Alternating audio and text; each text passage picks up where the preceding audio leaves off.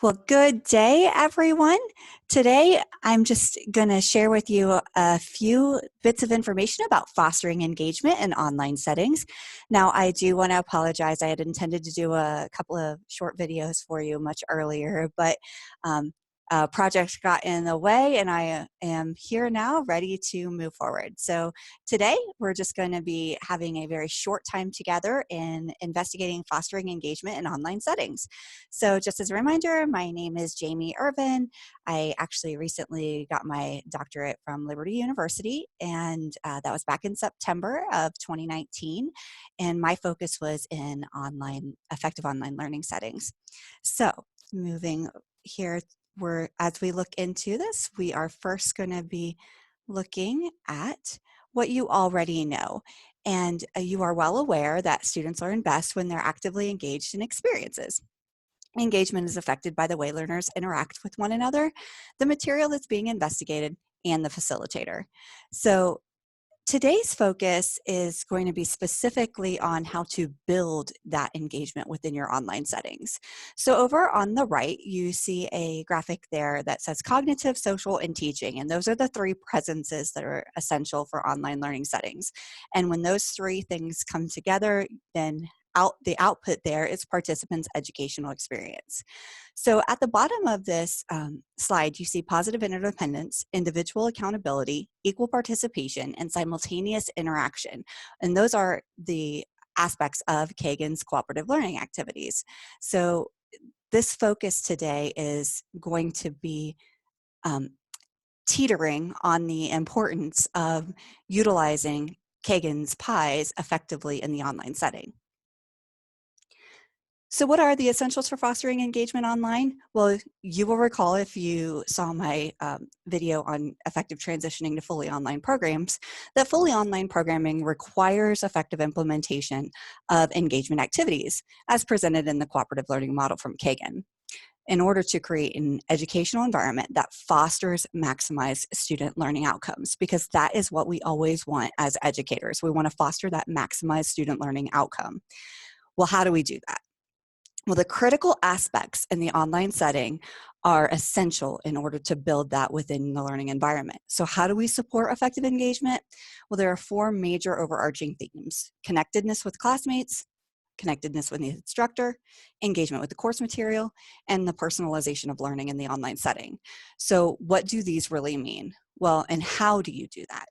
Well, the connectedness with the classmates comes through the comfort level of sharing perspectives and feeling valued when those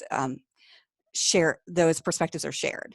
Connectedness with the instructor is going to require the instructor of the program to communicate effectively through various methods and to encourage the value of feeling connected through those communication methods.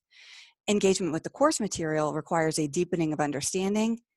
It must be challenging, and it must permit for the freedom to explore within the construct of the class. And then the personalization of learning, that ability to have convenience in the learning environment, to be self-disciplined, to investigate the ways that students learn the most and the best through their own personal learning modes, and then personal investigation of content itself. So what does this really mean for the learner? Well, how do you create that connectedness with the classmates? Small group discussions as opposed to whole group class threads. And that is because those small group discussions provide for deep investigation together. Incorporate AV when possible. Have students do videos together. Have participants engage in audio and or visual content. How do you connect with the instructor? Well, engagement in the small groups is critical. The instructor must be engaged in those conversations and communications, and communicate on multiple levels. The engagement with the course material must challenge the participants to explore material and connect it to themselves. And it must create personal connections, not only to the material, but also to one another. And then encourage introspection of the personal learning strengths and preferences within the learning environment. Tap into those preferences whenever possible so students feel valued and connected to the material and each other.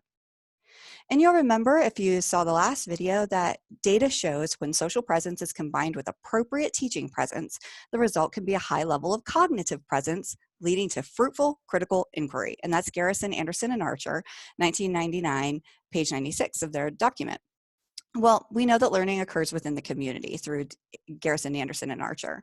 Learners need to feel a sense of connectedness to their learning environment. Well, online settings need to reduce the potential for feelings of disconnectedness through these new engaging opportunities. And online settings must promote investigation and exploration through learning experiences that foster those deepening of understanding. So how do you build that connectedness? Well, fostering engagement, a recipe for success is provided here for you. So activities that require participant interaction in small groups is essential. And messages must connect participants to one another and encourage discussions that focus on personal connection to the material itself. This is an opportunity for students to really connect and participants to connect to the material and one another. What do you want to avoid? Whole class discussion board threads. And we can delve deeper into that in another discussion if needed, or feel free to contact me. My contact information is at the end of the slides here. And then discussion prompts that do not require participants to provide rationales for their responses. The entire importance of these discussion boards is to really delve deep and connect. And so those opportunities for that rationale to not be there kind of negate the purpose of the activity in the first place. So we're going to bring it all together here. I told you I was going to try to make it short and brief for you. So encourage connectedness. Foster those pies from Kagan, from the cooperative learning activities within the online setting. Because when you do these things, you will build community and connectedness within your online environment. And that is all I have for you today. For additional information, please feel free to contact me. You can email me at jirvin@tyndale.edu. I hope you're enjoying your planning. And if you are interested in additional resources, I have some to share for you. So I hope you have a great day, and I look forward to hearing from you if you need additional resources.